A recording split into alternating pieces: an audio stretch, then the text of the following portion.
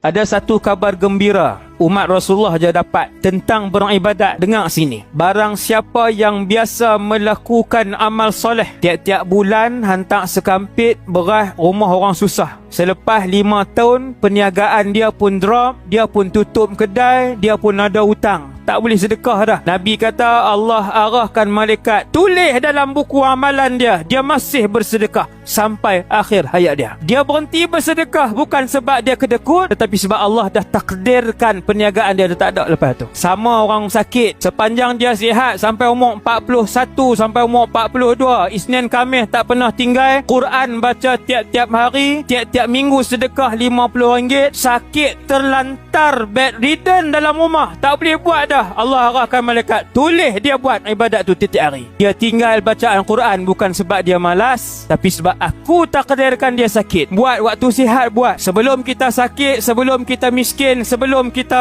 musafir. Allah arah malaikat tulis ibadat-ibadat yang dia buat sepanjang dia mukim. Masya Allah.